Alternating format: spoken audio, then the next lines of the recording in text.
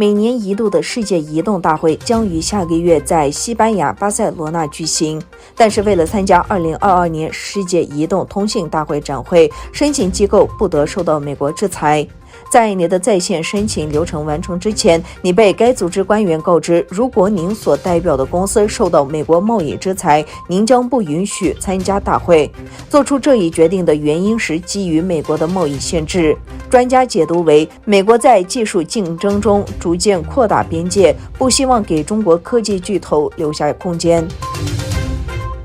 爱沙尼亚、拉脱维亚和立陶宛的国防部长发表联合声明表示，目前三方获得美国批准向乌克兰运送美制的标枪反坦克导弹和毒刺防空导弹以及相关装备。针对德国拒绝向乌克兰提供武器，乌克兰外交部长库列巴周六谴责德国助长俄罗斯总统普京。另一方面，英国外交部公开发表声明，指控克里姆林宫寻求在乌克兰扶持一个亲俄政权。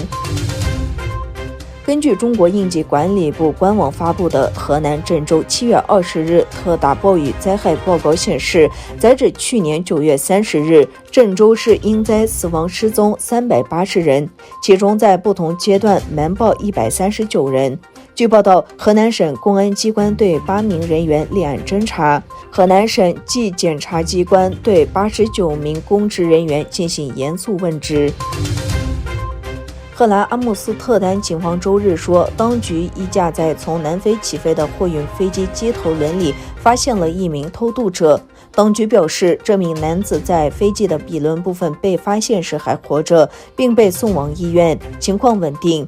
约翰内斯堡和阿姆斯特丹之间的飞行时间平均约为11小时。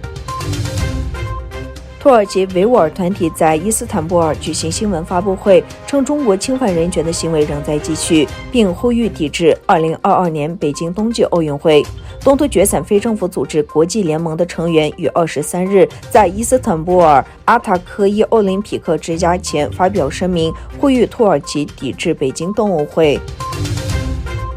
一个塔利班代表团开始在挪威首都欧斯陆与西方政府官员和阿富汗非政府组织的代表会面。塔利班代表团由坐在外交部席位的汉姆塔奇率领。在为期3天的会谈的第一天，塔利班代表会见了阿富汗境内外的妇女权利活动家和人权捍卫者。